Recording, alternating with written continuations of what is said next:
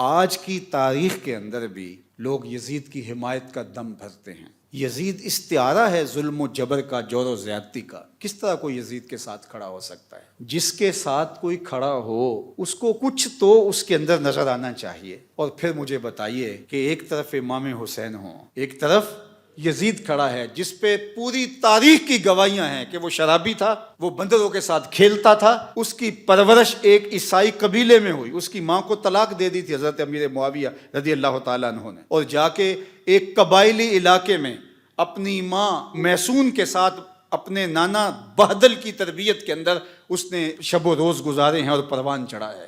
ایک وہ ہے، اور دوسری طرف جس نے حضور کا لعاب لیا، حضور کے کندھوں پہ کھیلا، آغوش میں پرورش پائی، حضور علیہ السلام کے کندھوں پہ سوار ہوا، حضور سجدے میں ہیں تو حالت سجدہ میں حضور کی پشت پہ بیٹھا، حضور علیہ السلام کی قربت کا نور پایا، جس کے گھر کا دروازہ مسجد نبوی کے اندر کھلتا تھا، وہ حسین ہے۔ اور پھر حضور نے خبر کیا دی؟ حسن اور حسین جنتی جوانوں کے سردار، سیدہ شباب اہل الجنہ۔ ایک طرف وہ کھڑا ہے جس کو حضور کی زبان سے جنتی جوانوں کا سردار کہا گیا، اور دوسری طرف ایک ایسا شخص کہ جس کی زندگی گناہوں سے، بدکاریوں سے، شریعت کی خلاف ورزیوں سے، جور و جبر، ظلم اور زیادتیوں سے بھری پڑی ہے۔ دوسری جانب وہ کھڑا ہے، میں تو نہیں موازنہ کرتا، موازنہ ہے ہی نہیں، چے نسبت خاک را بعالم پاک، کہاں حسین ابن علی اور کہاں یہ ناپاک شخص۔ اب اگر کوئی یزید کے لیے نرم گوشہ رکھتا ہے تو 100 بار رکھے۔ کند ہم جنس با ہم جنس پرواز، کبوتر با کبوتر باز با باز۔ اب اس کا میلان اگر یزید کی طرف ہے تو ظاہر ہے گندگی کا کیڑا کدھر جائے گا؟ گندگی کا کیڑا پھولوں کی طرف تو نہیں آ سکتا، اس لیے جس کی جو جنس ہوگی اس کو وہی قرار ملے گا۔ میں کہتا ہوں تمہیں یزید مبارک، ہمیں حسین ابن علی مبارک۔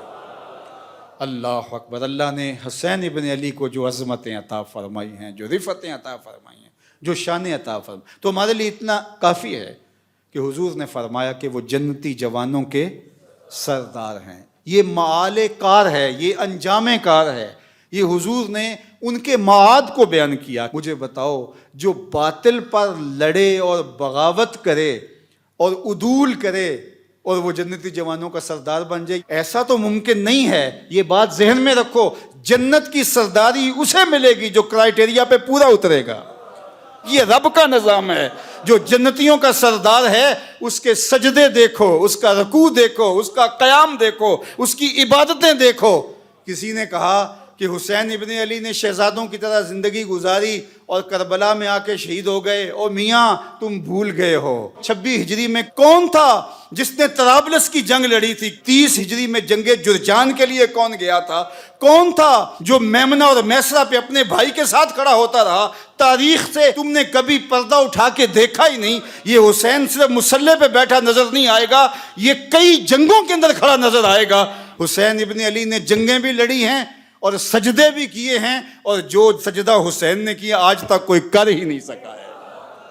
اللہ اکبر۔ حسین ابن علی نے سجدہ کیا ہے اور حالت سجدہ میں ان کا سر دست قاتل نے کاٹا ہے۔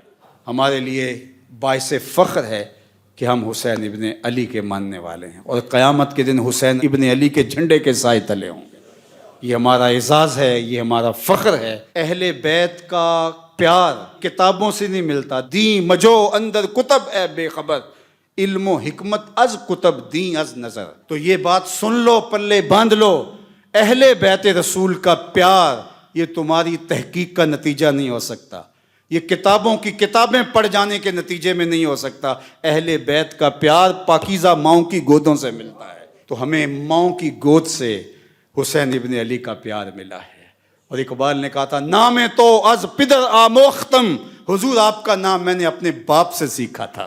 یہ کتابوں سے نہیں ملتا، یہ باپ کی آغوش سے ملتا ہے، یہ ماں کی گود سے ملتا ہے۔ اللہ تعالیٰ اہل بیت رسول کی محبت ہمارے رگ و ریشہ میں محو نفوذ کر دے۔ اور یہ بات ذہن میں رکھیے کہ اہل بیت کی محبت اصحاب رسول کے ساتھ کسی عداوت کا سبب نہیں بنتی، اور یہ بھی ذہن میں رکھیے کہ اصحاب کی محبت اہل بیت کے ساتھ دشمنی اور بغاوت کا ذریعہ نہیں بنتی۔ اہل بیت نبوت بھی ہماری آنکھوں کے تارے ہیں، اور اصحاب پیمبر بھی ہمارے دلوں کا قرار اور سکون ہے۔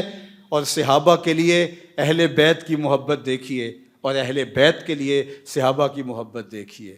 صحابہ اگر اہل بیت کو حضور کے کندھوں پہ دیکھتے ہیں تو حضرت عمر کیا بول رہے ہیں؟ واہ واہ کیسی سواری میسر آئی حسنین کو۔ تو حضور مسکرا کے کہتے ہیں عمر سواری دیکھتے ہو، سوار بھی تو دیکھو۔ اللہ اکبر۔ اور ادھر حضرت امام باقر سے پوچھا جاتا ہے سیدنا صدیق اکبر اور حضرت سیدنا عمر کے بارے میں، تو وہ بولتے ہما امامان عادلان کانا علی الحق و ماتا علی الحق۔ وہ امام تھے، حق پہ قائم رہے، ان کا انتقال بھی حق پہ ہی ہوا ہے۔ تم نے کہاں سے دین لیا ہے؟ اقبال بولا تو کہ نشناسی خفیرہ از جلی ہوشیار باش، اے گرفتار ابو بکر و علی ہوشیار باش۔ کہا یہ تیرے ساتھ ایک دھندا کیا گیا ہے کہ دو کو الگ الگ، جو حضور علیہ الصلوۃ والسلام کے سینے سے پھوٹتی ہوئی ضیائیں تھیں، مشکات نبوت کا نور تھی، حضور کی تربیت کا عکس تھے، ایک حضور کا خون ہے، ایک حضور کی تربیت کا رنگ ہے، ان دونوں کو الگ الگ خانوں میں بانٹ دیا گیا، اور یہ امت کو تقسیم کرنے کا ایک مکروہ دھندا تھا۔ تو کہ نشناسی خفیرہ از جلی ہوشیار باش، اے گرفتار ابو بکر و علی ہوشیار باش۔